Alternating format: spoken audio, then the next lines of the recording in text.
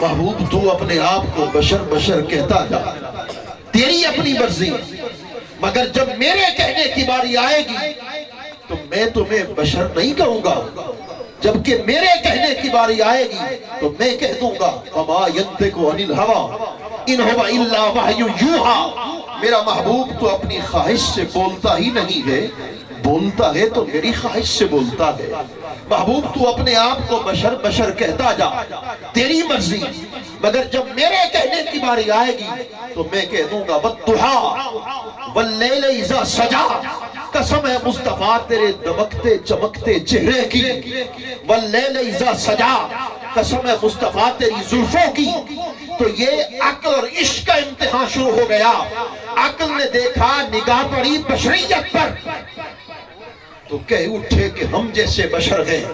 اور عشق کی نگاہ حضور کے حسن پہ پڑی تو عاشق کہہ اٹھا کأنک قد خلقت کما تشاء۔ محبوب جیسے جیسے آپ کہتے گئے خدا ویسے ویسے آپ کو تخلیق فرماتا چلا گیا۔ نعرہ تکبیر، نعرہ رسالت، نعرہ خلافت، نعرہ حیدری۔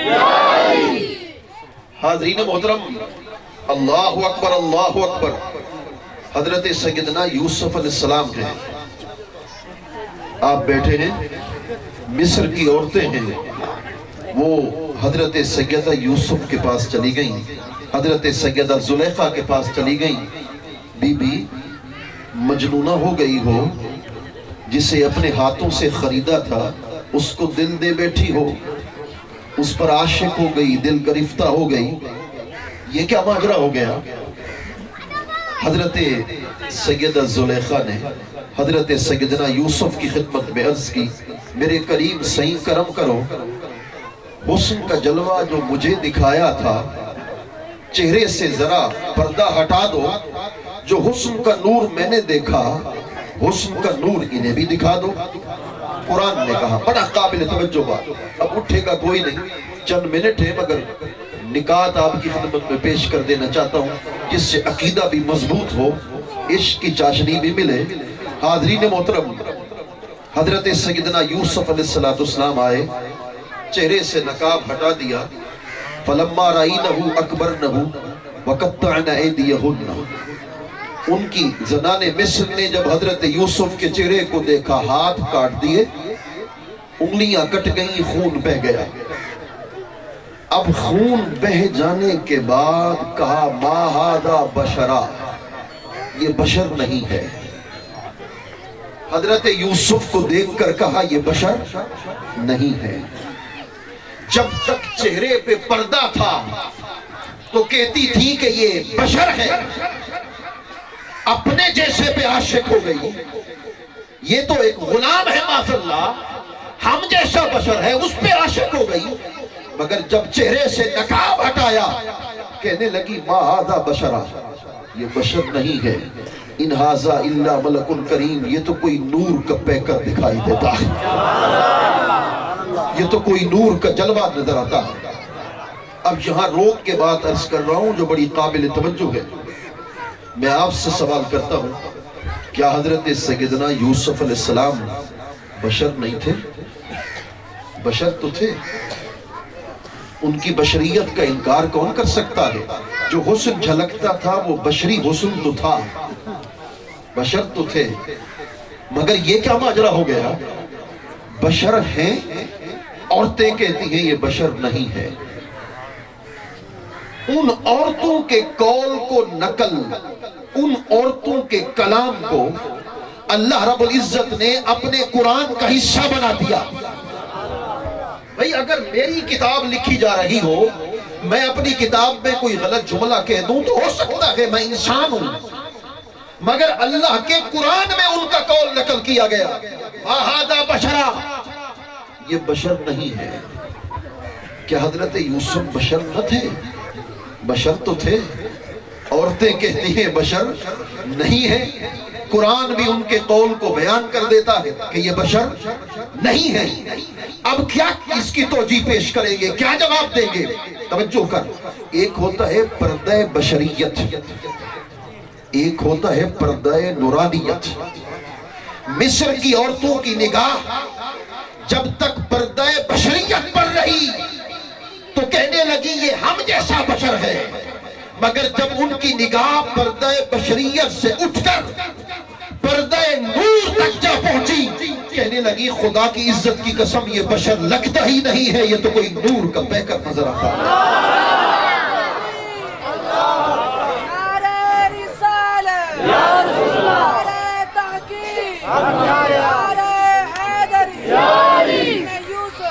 حضرت سیدنا یوسف علیہ السلام کا بڑا حسن ہے، چہرے پہ نقاب اوڑھتے ہیں، کوئی ان کو ٹک ٹکی باندھ کے دیکھ نہیں سکتا، عورتیں بے ہوش ہو کے گر پڑتی ہیں، ہاتھ کٹوا بیٹھتی ہیں۔ حضرت سیدہ ام المومنین سیدہ عائشہ صدیقہ بیٹھی ہیں، ان سے کسی صحابیہ نے سوال کیا، ام المومنین یہ کیا ماجرا ہے؟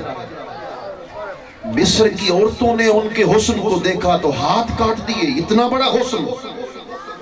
حضرت سیدہ عائشہ صدیقہ کا جواب سن، تیرا دل، روح، لب، زبان سبحان اللہ کہے گی۔ فرمایا ان کے حسن کا تذکرہ درست ہے، مگر آج وہ مصر کی عورتیں مصر سے زندہ ہو کے مدینے آئیں، اللہ ان کو زندہ کر دے، اور آج بھی عورتیں وہ مصر سے اٹھ کر مدینے آ جائیں۔ ان مصر کی عورتوں نے تو حضرت یوسف کو دیکھا تھا، ہاتھ کٹوا دیے، یہاں حسن مصطفیٰ کو دیکھیں گے تو وہ عورتیں دل کٹوانے کے لیے تیار ہو جائیں۔ اور میرے آقا کریم کا حسن، ہاں حضرت خواجہ محمد یار فریدی رحمت اللہ تعالیٰ علیہ لکھ گئے، حسین ایسے کہ جن کو دیکھ کر یوسف بھی معاشر میں، حسین ایسے کہ جن کو دیکھ کر یوسف بھی معاشر میں بشکل پیر کنعانی زلیخا بن کے نکلیں گے۔ فرمایا قیامت کا سماں ہوگا جب حضرت یوسف آئیں گے، حضور کے چہرے کو دیکھیں گے، یوسف نہیں رہیں گے، وہ زلیخا کی طرح حضور کے پیچھے پیچھے ہوتے چلے جائیں گے۔ بے مثل ہے کونین میں سرکار کا چہرہ، آئینہ حق ہے شہ ابرار کا چہرہ، دیکھیں تو دعا مانگیں یہی یوسف کنعان۔ جب حضرت یوسف حضور کے حسن کو دیکھیں گے قیامت کے دن تو وہ بھی اللہ سے دعا کریں گے، دیکھیں تو دعا مانگیں یہی یوسف کنعان، تقدارہ خالق تیرے شاہکار کا چہرہ۔ اے مطلبی پھول، اے بہاروں کے پیمبر، کھلتا ہے تیرے نام سے گلزار کا چہرہ۔ یہ حضرت سیدنا یوسف علیہ السلام کا حسن تھا۔ تو آگے چلیے یارو، میرے آقا کریم صلی اللہ علیہ وسلم کو لوگ کہتے ہیں کہ حضور ہم جیسے بشر ہیں۔ اجازی ایک دفعہ دا سبحان اللہ کو، اور ایہو جی مثال پیش کرنا، اور ایہو جی مثال پیش کرنا پہ ایمان تازہ تھی بس۔ اے سورج دے سامنے جو بہو پچھوں انسان دا سایہ بڑھ سے کیا کہنا؟ بڑھ سے اگر یہ میرا 5 انگلیاں کہیں دا 6 انگلیاں ہوئیں تو سایہ 5 دا ہو سے یا 6 دا؟ 6 دا۔ کیوں؟ کیا وجہ؟ جی میں سایہ والا ہو سے، سایہ بھی والی کار ہو سے، ان دی نظیر ہو سے، مثال ہو سے۔ میری اگر داڑھی شریف ہے سایہ ہی داڑھی شریف دا ہو سے، کہیں دی داڑھی شریف کہنی تو سایہ ہی کہنا ہو سے۔ پتہ یہ چلیا کہ سایہ سائے والی کار ہو دے، اللہ سے حضور دے جسم دا سایہ کہنی بڑھایا۔ کیوں آدھی حضور اسا والی کار ہے، وہ اللہ سے تا حضور دے جسم دا سایہ کہنی بڑھایا۔ کیوں؟ سایہ انسان دا انسان والی کار ہو دے، اللہ سے کو تا حضور دا سایہ حضور والی کار برابر گوارا نہیں، تا حضور والی کار کی بڑھا سکتا۔ حضرت شیخ احمد سرہندی رحمت اللہ تعالیٰ علیہ شہنشاہ نقشبندی بڑی سنی گال لکھی بیٹھے، اپنی مکتوبات بڑی خوبصورت گال لکھی بیٹھے شیخ مجدد علی ثانی رحمت اللہ تعالیٰ علیہ، وہ نقشبندہ شہنشاہ کے وہ لکھی بیٹھے سے سایہ کیوں نہیں بڑھایا اللہ سے حضور دا؟ ہی وستے کہ سایہ جسم کنو لطیف ہوں دے، سایہ جسم کنو، یہ پڑھی لکھی افراد وستے عرض کریں دفعہ، سایہ جسم کنو لطیف ہوں دے، اور وہ لطیف کے کو سنے دن تے کثیف کے کو سنے دن یہ بات اوکھی باس ہے مگر تھوڑی جی میں معنی سمجھاتے اگو چلن چاہنا سایہ انسان دا لطیف بھئی لطیف سنے دن نرم کو تے کثیف سنے دن سخت کو اے پانی گلاس موجود ہے تے اے کثیف ہے کثیف ہے مگر یہ پانی اگر اساں بھاتے رکھوں تو بلا بھاتے نال ہوا پڑتے بھاپ پڑتے اٹھتے بجنے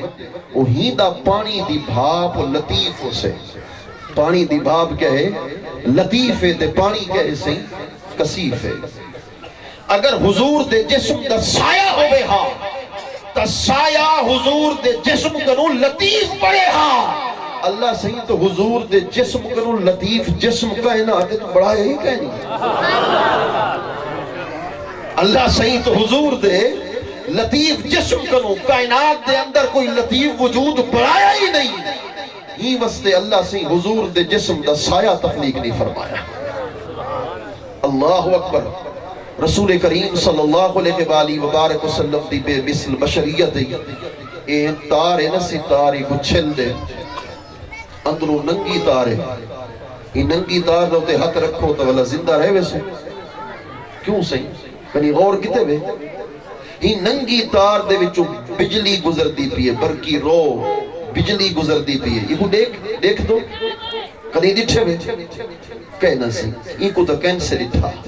کیوں نہیں میں ڈٹھا لطیف ہے وہ یہ کو تو نہیں دیکھ سکتا آدھی حضور اگر ہو میں نہ حاضر ناظر تو ہر جاتے نظر آمن ہاں ہی کو تو دیکھ نہیں سکتا اور جرا لطیفے کنو لطیف وجود ہے سرکار کائنات ان کو کی میں دیکھ سکتی نظر آمدن مگر نگاہ ہوئے فرید پاک دیو دے الیوم بسر حدید ہوئے ہر وقت یور تدید ہوئے آج بھی نظر آمدن مگر نگاہ ہوئے فرید پاک دی جرا فرمے دن بخلقت کو جے دی گول ہے ہر دم فرید گول اللہ اکبر اور ہندے اتے ہاتھ رکھ چھلتے ہاتھ رکھ نہیں بھی رکھ سکتا کیوں سے کہ بجلی یہ برق کے توجہ کر آدھن حضور اسا ولی گارے وہ جواب نے نہ پیا یہ مولانا صاحب ہے کچھ چھلتے والا ننگی تار تے ہاتھ رکھا کہ نہیں بھی رکھ سکتا میں کہ کیوں کہ انہیں طاقت زیادہ ہے ہاتھ طاقت گھٹتے انہیں طاقت کو ہاتھ برداشت نہیں کر سکتا میں کیول حضور کو اپنے والی کال بشرا دی تو تا